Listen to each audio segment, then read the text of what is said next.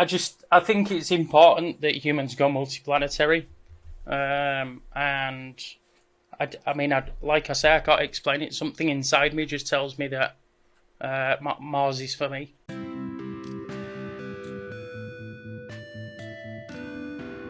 Hi everyone. Just a few words before we get started.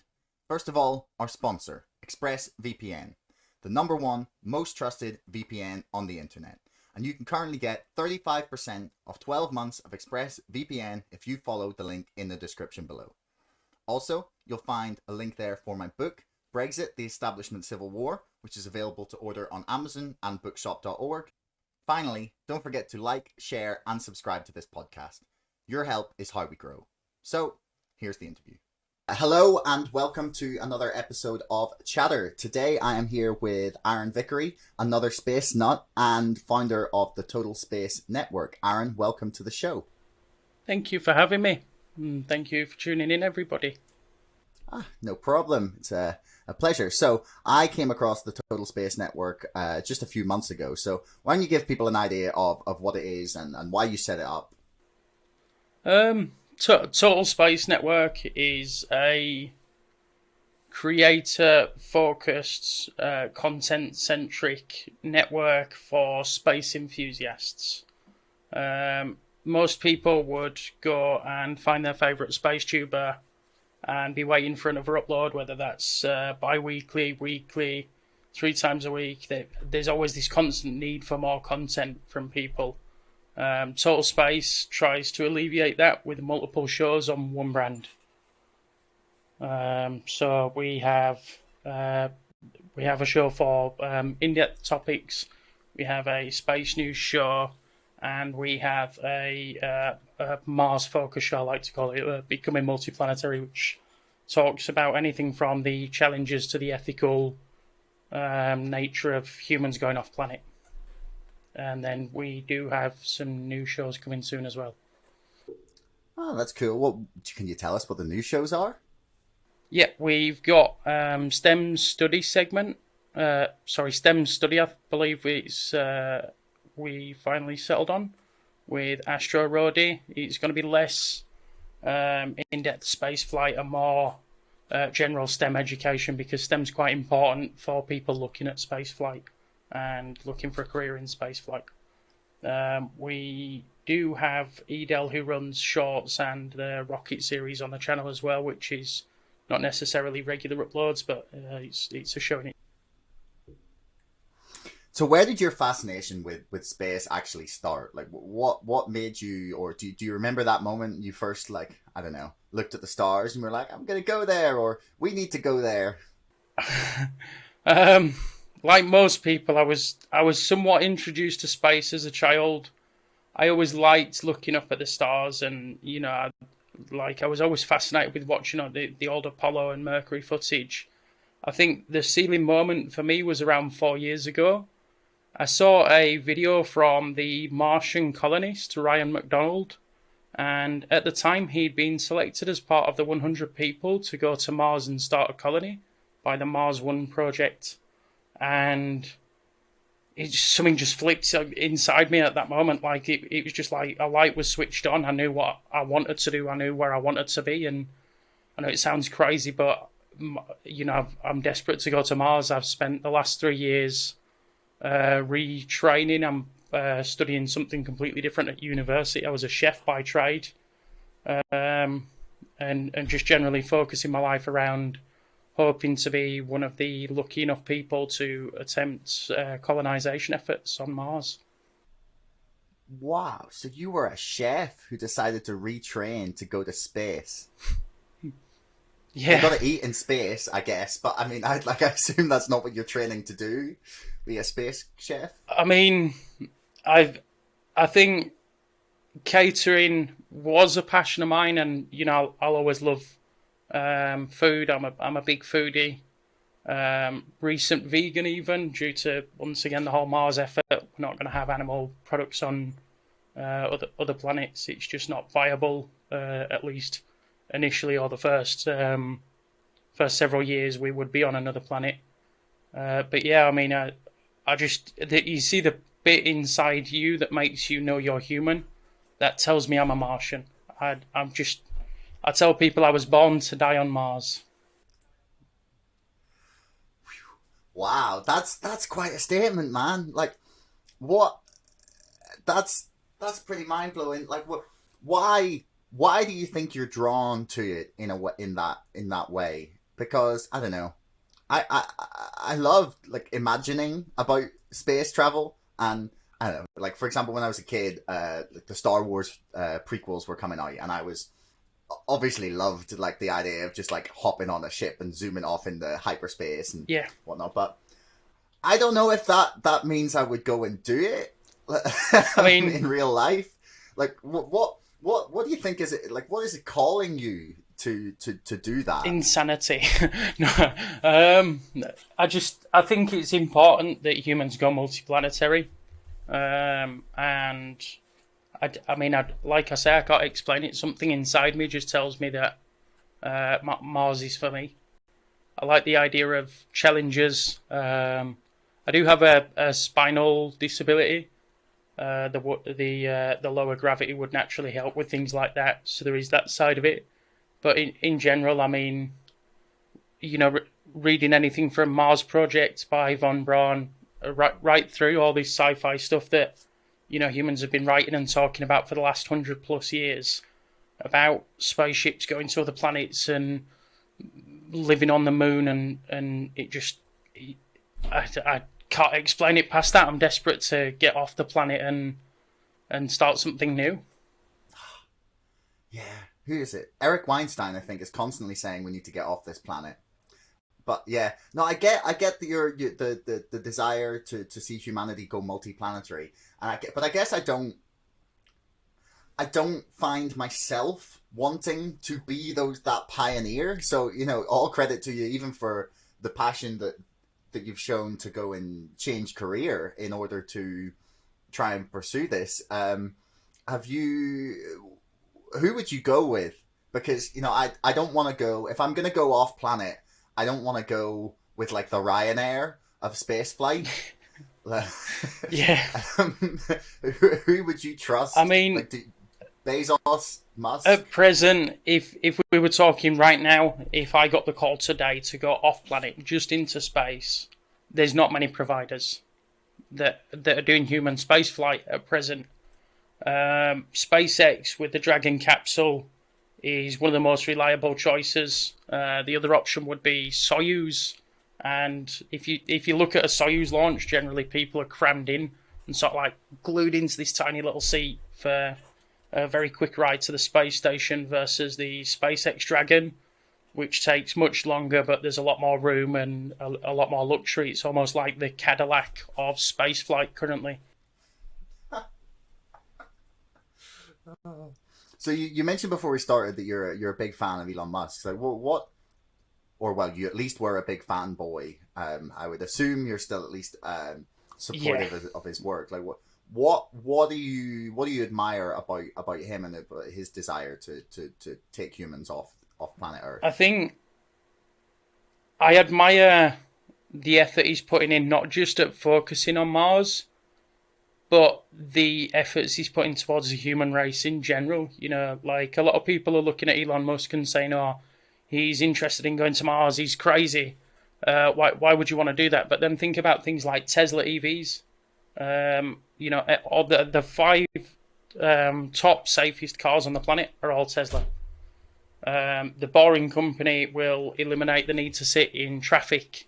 The Neuralink device will allow such a progression of the human species that we can't actually comprehend what it will do for us right now. Like so Elon Musk is very much focused on progressing humanity. So spaceflight aside, I think, although he's getting a lot of negative press recently for cryptocurrencies, which I know you talk quite often about here on Chatter, but generally, right across the board, Elon Musk is trying to progress humanity a step forward from where we are.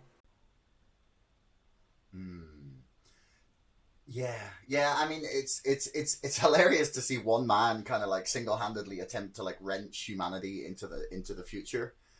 But I like his sort of dreamer attitude to things. He's just like, well, why not?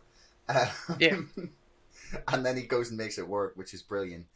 But one of the things I find when I'm looking at like coverage of space travel and of say SpaceX, of Jeff Bezos, or even when I'm talking to people, they're kind of misunderstanding what the goal is.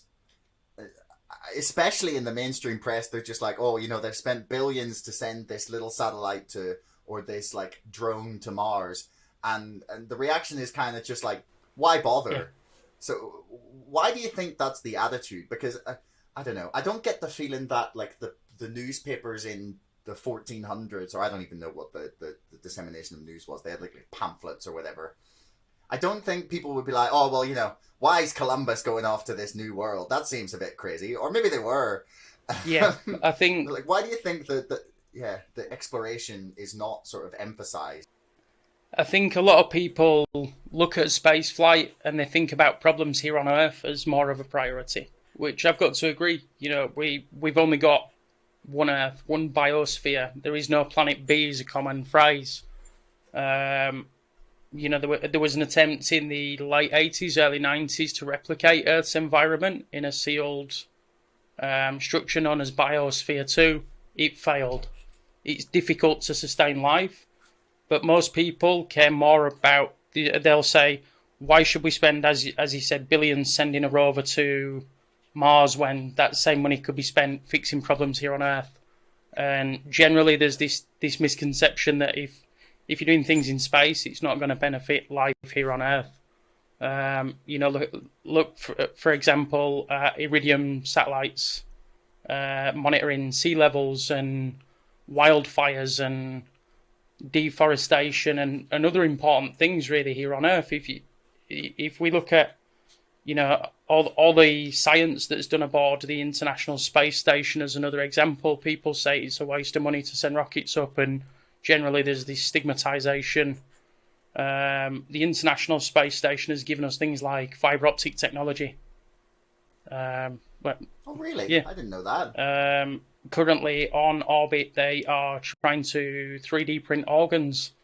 You can't do that in Earth's gravity, because if you're trying to 3D print something that's made of jelly, it gets quite difficult and it'll collapse on itself. You can do that in a microgravity environment. Think about the potential applications to save lives. How many people each year die waiting for transplants where they might have a rare blood type and things like that. Now, once again, science can solve that problem. Currently we can't do it on Earth, but we can do it on orbit. And I think generally people are less interested unless there's some headline to it. I saw yesterday from the British media outlet The Independent, they ran with the headline, Elon Musk to sell off his last home before starting Mars colony. Because Elon Musk says on Twitter that he's selling his last house. But Elon Musk selling his last house isn't interesting. Elon Musk selling his last house before starting a Mars colony is interesting. I mean, he's been selling all his houses anyway. He went on a whole, like, I'm getting rid of all of my stuff vibe, which, I don't know, people could call it madness, or maybe he's, attempting to rid himself of earthly possessions so he can easier maybe it's fly smart to Mars. Think about the 10 richest people in the world in terms of the Forbes rich list. Elon Musk is the only person that's taking that wealth, and instead of saying, okay, I'm going to buy luxury houses and I'm going to buy private yachts and I'm going to buy X, Y, and Z and have wild parties, instead he's saying, okay, I'm getting rid of earthly possessions and I'm trying to save humanity from itself. There's nobody else on the Forbes 10 richest people that's even contributing a quarter of what Elon Musk is towards progressing humanity forward. Yeah. Jeff Bezos doesn't exactly seem like he has everyone, like, humanity's best interest at heart. I mean, does he? So to maybe I'm wrong. Put it in example for Jeff Bezos, in the first month of lockdown, Jeff Bezos made more money than the average American worker would earn in 10 lifetimes. Whoa, that's a lot of money. It's a lot of money. That's a crazy amount of money. Yeah, I mean, like sometimes the figures you can't get your head around when you're talking about like this level of wealth. Yeah. I mean, even Elon, who is fabulously wealthy, a lot of his wealth is actually like tied up in all the different companies. So I'm not sure how much cash he actually has on hand. I continue to say to people in sort of my friends' circle of space that I would imagine if Elon Musk was asked to pony up all physical cash, he probably wouldn't get to 100 million in physical cash assets. I think he'd definitely top out before that, which I know still, I mean, like I say, oh, he wouldn't get 100 million like it's pocket change. I mean, like, I'd like the man's pocket change, but still, in comparison to his net worth on paper, you know, it's a very small sum.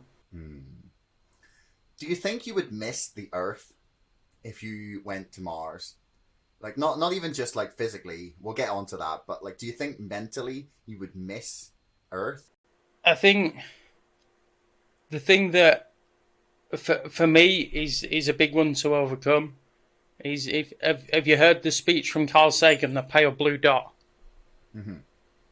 where he talks about everything you ever touched, tasted, smelled, or saw, everyone you ever loved, everyone you ever spoke to, is all in this one insignificant, tiny, pale blue dot. And I think it's going to be a mental challenge for anybody. The most rugged of mentally stable people would find it a challenge, you know. I mean, considering we're likely going to be subterranean on Mars initially as well, like that naturally is going to have a psychological effect on top of that. So not only are you going to be away from everything, because that's the nature of it. Like, every experience you or I ever had has been on this tiny little blue dot in a cosmic shooting gallery. And mostly in a tiny patch of that tiny blue dot. Yeah. And this is it, you know, like think about how little of the world you've explored. Even if you've been to 13 different countries, it's still an insignificant amount of the world, full stop. So it's naturally it's going to have a psychological effect on anyone. And you know, I'd be naive to say that I wouldn't miss Earth, but at the same time, I hope to step forward and become a martyr for human civilization going forward. If I can help with the colony efforts, the general rule of thumb is that the first people going there to start setting those foundations up are not likely going to return. But you know, so like, it's just something I've got to do. I can't explain it. Do you think they could send all the prisoners to Mars like they did with Australia? I think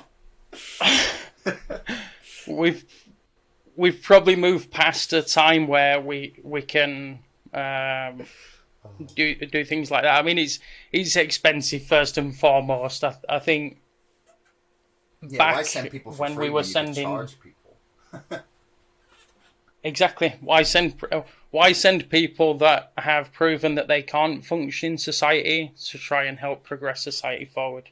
I think we need smart thinkers and hard workers to go towards Mars. We'll send them to Mercury. So why are we going to be subterranean on Mars to begin with? Because there's talk of building like the hubs and the, like, if you look at the Martian, for example, is like a fairly reasonable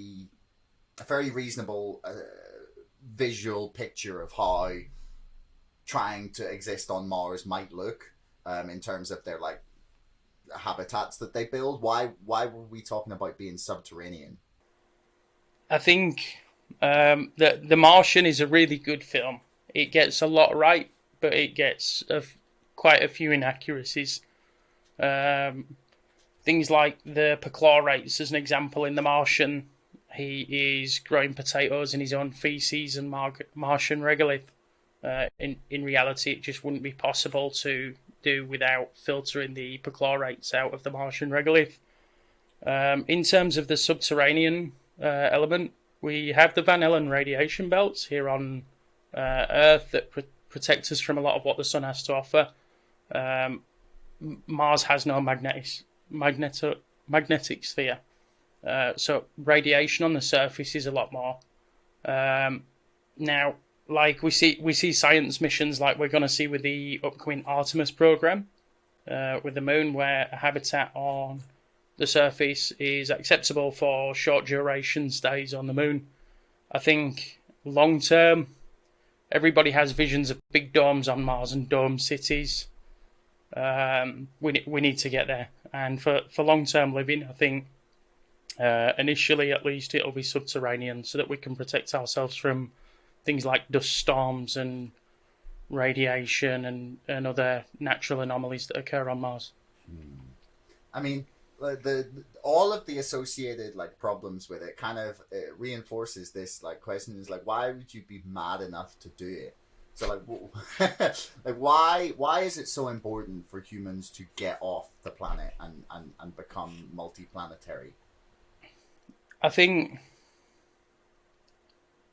as I said earlier, we're in a cosmic shooting gallery. Everybody assumes that the Big Bang happened, Earth just formed, and here we are. The reality of it is that things like water was brought to our planet via meteorite.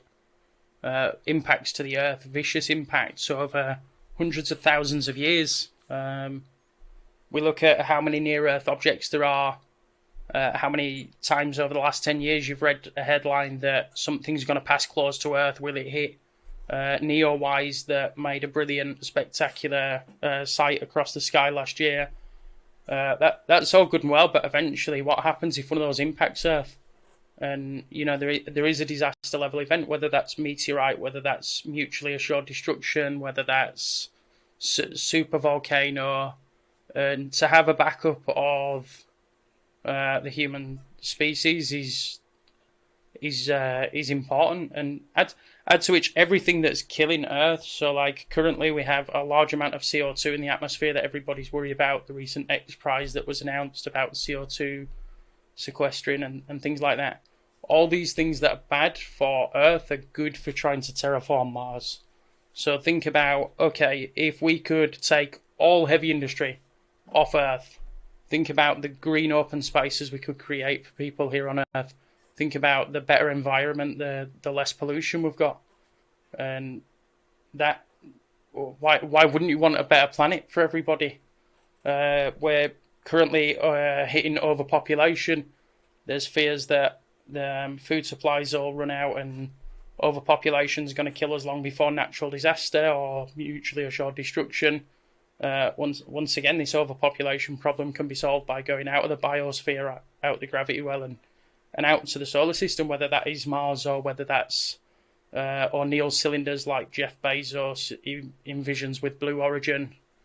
But either way, it's important to spread ourselves across the solar system. I mean, like, it's the next frontier. You know, when early colonialists were going towards America, they didn't just sort of think to themselves, "Oh, it's because I want to do it." You know, it was something new. It was like, as humans, we're born to want adventure, to thrill seek, and I think stepping out into the new frontier is that next level of thrill seeking for humans overall.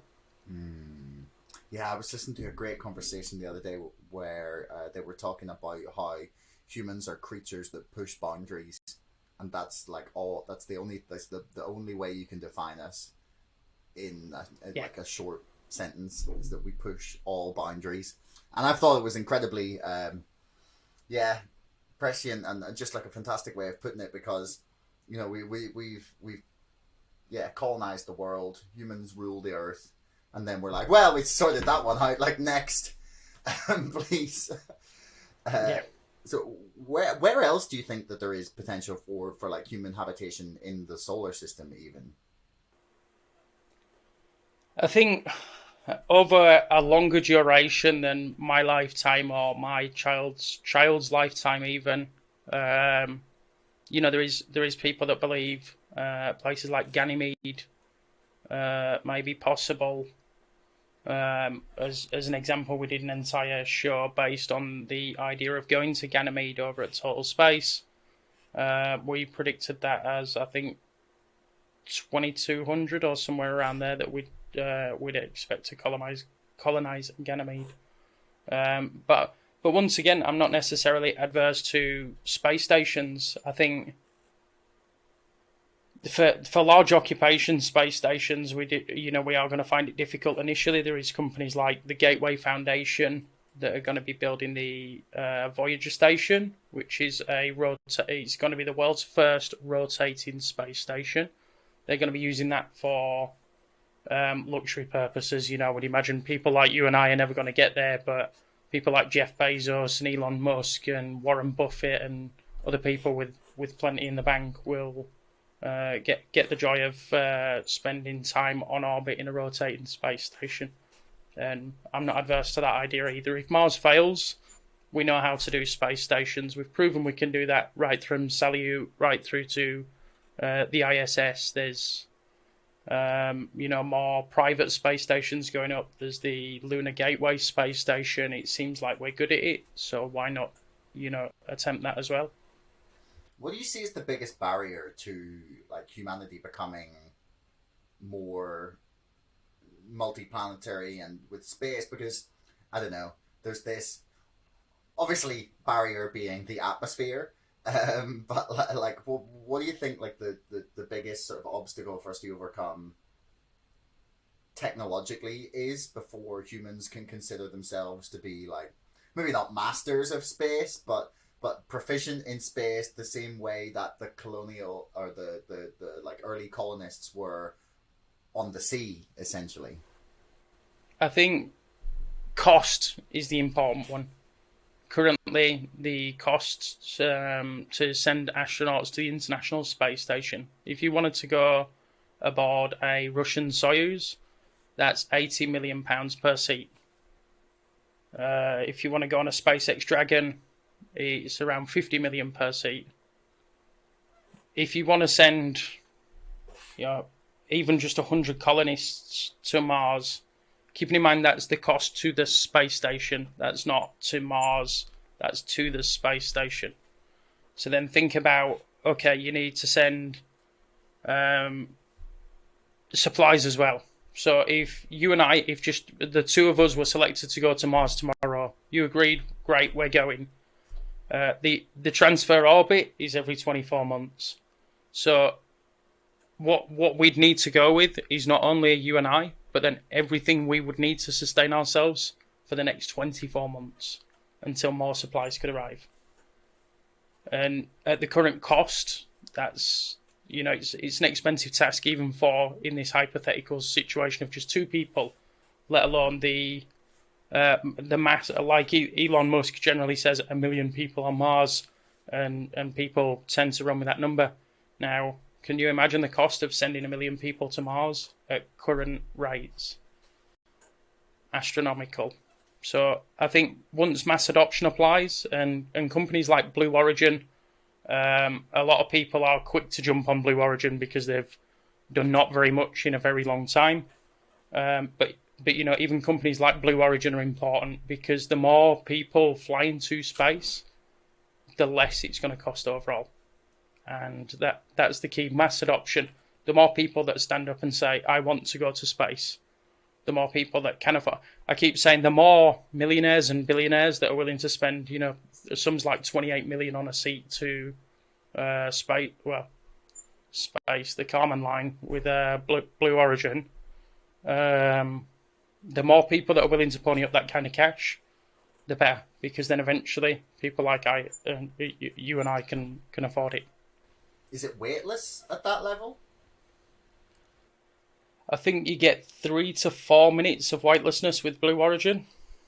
They do peak just over the Kármán line, so it's like there's this theoretical boundary for anybody who's unaware of space. There's this theoretical boundary known as the Kármán line where we sort of say, okay, this is where space starts. Blue Origin just sort of throw you over it a little bit. You get 3 or 4 minutes of weightlessness. You're paying 28, what do you say, 70 million for a ticket in Blue? In that? 80 million if you wanted to go on a Soyuz, 50 million on the Dragon. That's the International Space Station. Blue Origin just last week auctioned off the first commercial seat on their New Shepard rocket, and a private bidder paid £28 million for that. 28 million US for that privilege. But basically, you're paying somewhere between like 10 and 20 million per minute. That's like the world's most expensive minute of anything. It is. I mean, I can think of better ways to spend money, but then, fair comment, like I say, the more people with deep pockets that are willing to pony up at an early pioneerial stage of going to space for humans, the better. Because once mass adoption applies, it gets cheap enough for everybody to go. Yeah, I mean, it's one of the things that I'd rather that the billionaires of the world spent their money on space than leave it sitting in their offshore bank accounts. That just seems like a better use of it, because then at least we get something out of it, apart from, them getting interest payments or something. I think the best one that sums that up for me, once again, we seem to have mentioned Jeff Bezos a lot here. I remember seeing an interview with him in, I believe, 2009, when he was worth several billion and he was still driving a old, cracked out Honda. And it just sort of makes you wonder, at that time, okay, all he was doing is stacking money. All he's currently doing is stacking money. But it makes no sense to just hold wealth when that wealth can be used for other things. I mean, there's that Tom DeLonge book, Secret Machines, that suggests that that's where all the money in the world is disappearing to. It's like secret UFO black projects. Which, to be honest, if that turned out to be true, I'd kind of be alright with it. If suddenly we had like incredible spacefaring activities. But I don't know. Because he said it was like, I think, kind of fiction. A lot of that comes from Ian McKinnon in the late 90s, early 90s. He hacked into NASA. I don't know, are you aware of the story of Ian McKinnon? No, please, enlighten me. He hacked into NASA, and as far as I'm aware, or at least the stories I've heard, he went as far as to when somebody was using a terminal at NASA, he said, yeah, I'm just the IT department, just leave this on. And he was typing that on the terminal from Scotland. And he claimed to have found NASA documents claiming that there was a huge human fleet on orbit of these dark projects that dark projects exist. And I know a lot of people say UFOs, like UFO is unidentified flying objects.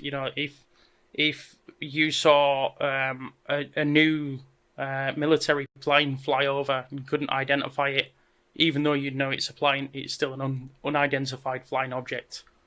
There's things like the Galactic Federation. Did you hear the stories of the Galactic Federation last year? Oh man, yeah, no, I love these stories. Which less believable than sort of some of it, that there's aliens living under the surface of Mars with US officials and this kind of thing. But yeah, I can believe that Black Budget has seen things like the X-37 space plane that was initially a Black Budget project. It wasn't spoken about until it returned to Earth. That's, for anybody watching, that's a miniaturized robotic version of the space shuttle. They are currently using it. Now. I'll put a picture up here for anyone when I'm doing my edit, so that people have a look at it. That's really cool. Oh, that's tiny, actually. Sorry, I just seen a picture of it with for anyone who's listening and not watching this. It is about, when it's sitting on the runway, it's maybe 2 meters high, and it looks like about 8 to 10 meters long. It does not look big. Wow, I didn't even know that for comparison, if you have been watching rocket launchers and space flight, that was sent up inside the fairing section of a Falcon 9 rocket. That will give you some kind of scale to the size of it. Okay, yeah, that must be fairly small. I mean, the Falcon 9s are not a small craft, but yeah.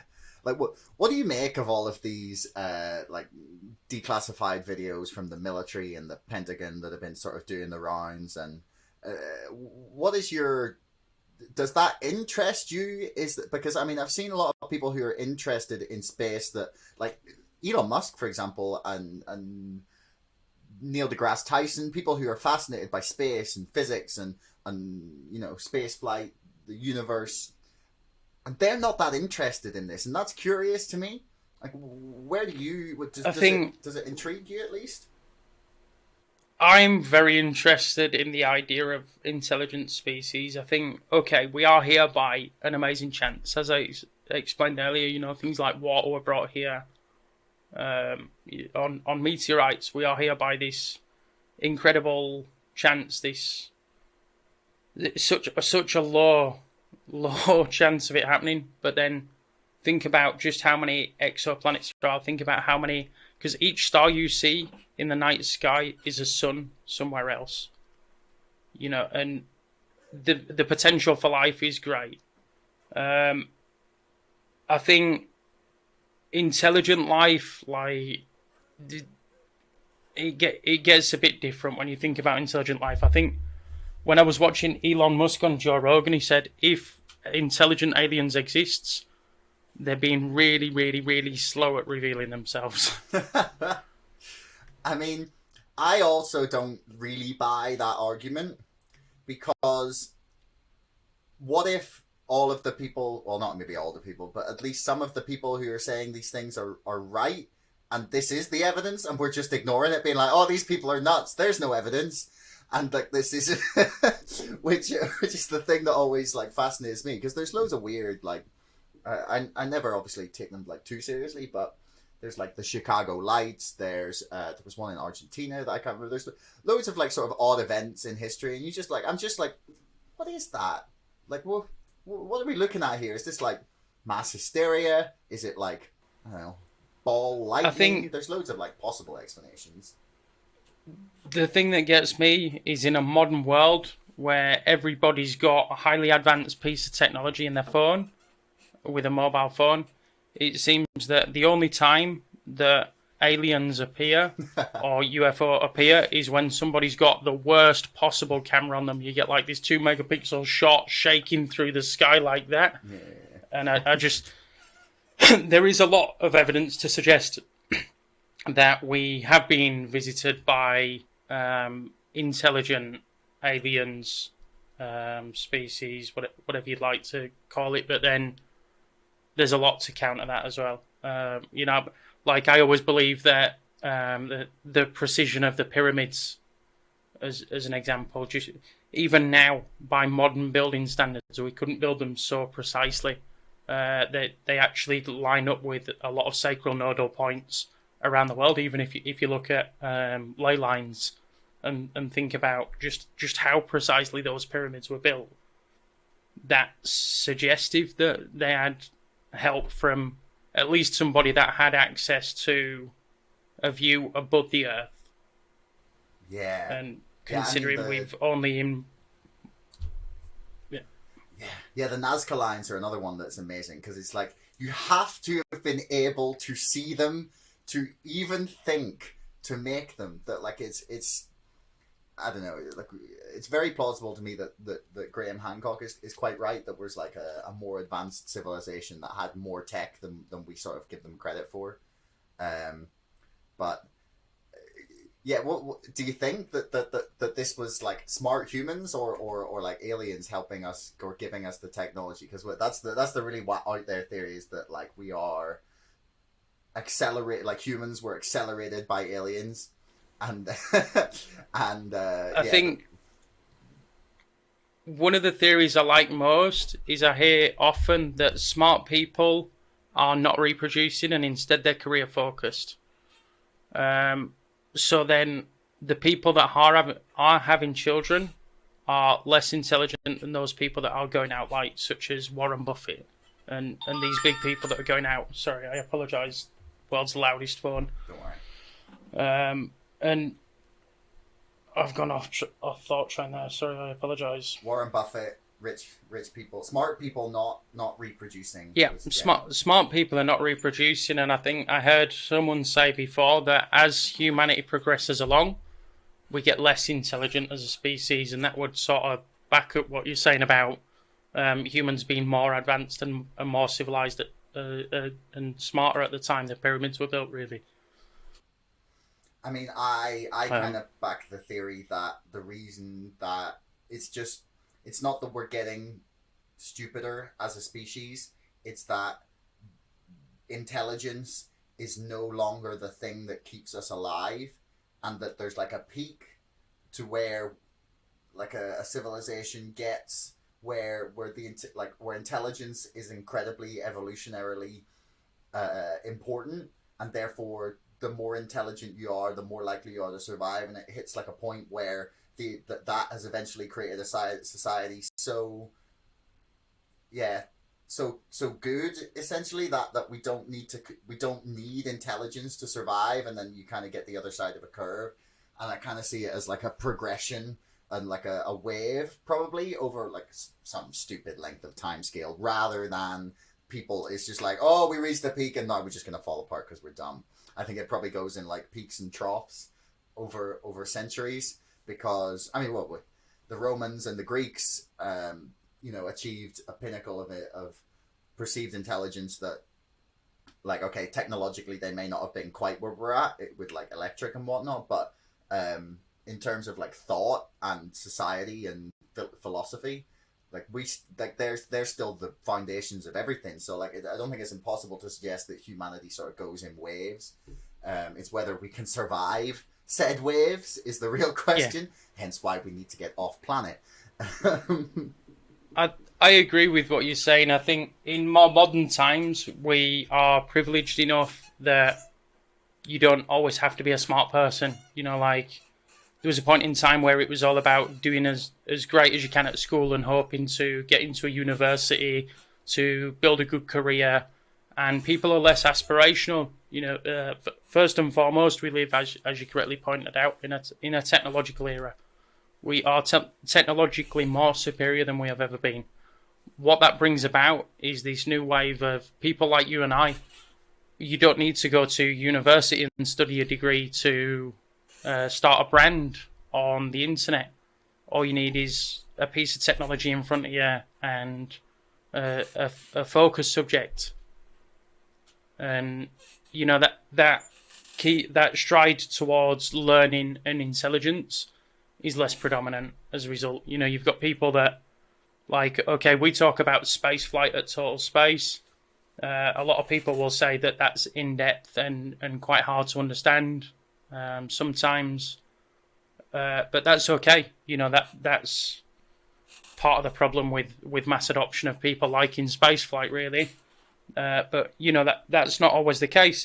If your partner wanted to do makeup advice on the internet, she could do. All she needs to do is pick up a device and give out makeup advice on the internet. And so, you don't necessarily need an education for these kinds of career paths. And as a result, we're not aggressively chasing knowledge like we were, and it's creating this slowdown of innovation. I mean, I think it's actually like allowing people to go more niche in a way, and it's creating like a lot of like hyper specialists in the way that sort of Adam Smith very much envisioned several hundred years ago. In that we because I was having a conversation, and you'll maybe appreciate this actually. I was having a conversation with a guy who does like media consultations and media training, because a friend of the family had put me in touch with him to talk about what I'm doing here, about journalism, about how I can improve everything. And a lot of the information and the suggestions he was giving me were very much about what would have worked 20 years ago, and not what the internet is about. And because he was like, you should try and not have such long videos or discussions. You need to keep it concise, and so everyone can understand it. And ultimately that's like the very antithesis of the internet, because it gives you the like there's no bandwidth limit, there's no programming limit. It's just like go as long as you want, and if you make good content and go as niche as you want to go, and it's good, people will watch it. It's just a case of being discovered by people. But like, it's really changed our like relationship with information and learning anything. So I think the ability to go niche is there. I guess I would hope for the future of humanity we manage to encourage more curiosity for people to find that information themselves, which is why networks like Total Space are so important, because you're providing like a wide breadth of in-depth information about a specific topic. So yeah, right, to sort of draw things up to a close here, why should people go and check out Total Space Network, and what have you guys got planned for the future? For the future, continuing to hopefully make content people enjoy. We do have, like I said earlier, we've got STEM study in its final second pass of editing that should be released over the coming weeks. We are going to be doing some on-the-ground stuff with UK spaceflight companies and hopefully further afield. As for the why people should come and check out Total Space, if you've even just seen one SpaceX headline and you're curious about what it's about, we try to be as user-friendly at Total Space as possible. There's some channels that will dive into the scientific understanding of spaceflight. We try and cater to a general audience, whether you're 13 years old and looking at yourself trying to start with a Mars colony and you don't know how to go about that and you want more information, or whether you're 60 years old and you remember the moon landings and such, that's fine too. Everybody will find something that they will like at Total Space if you have even a mild interest in spaceflight. Teenagers, this is not a way to get away from your parents. You still have to live with them. Yes. To be clear, we are like a lot of people are saying that we're going to be colonizing Mars by 2030. I don't believe that. I've spoken with industry experts. I've spoken with people like Abibo Architecture, who are a think tank focused at trying to build a city on Mars, with Newer City, Nexus Aurora, who won the Mars City State competition last year at the 2020 Mars Society Convention. This is not a 10 years timeline thing. What we need is a lot of things. It's going to be 2040, 2050, and like people like me, I'm in my 30s. Although I'm aspiring to go to Mars, if I got there, I'd be extremely lucky, first of all. But I wouldn't get the luxury. I wouldn't get the opportunity that somebody that's 12, 13 years old now and focuses their attention on would get. If you're a young teenager and you're listening to this podcast, my extremely loud phone again, you'd have thought I'd put it on silent the first time, but I just didn't. But if you're in your teenage years and you're listening to this and you're thinking, okay, Mars sounds like my kind of place, first of all, you're crazy. It's a dusty, barren wasteland that's trying to kill you. But secondly, focus that thought and that energy, and by the time you're my age, then it's more of a reality.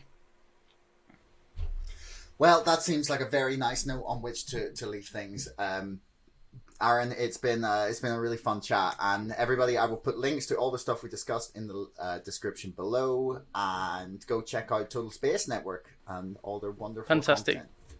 Thanks very much. Thank you for having me, Josh. It's been wonderful. Yeah, no problem. Thanks for making it all the way to the end of the podcast. Don't forget our sponsor, ExpressVPN, and my book, Brexit, The Establishment Civil War, can both be found in the links in the description below. And also, please like, share, and subscribe to this podcast. It's the best way to help us grow. Until next time, thanks for listening.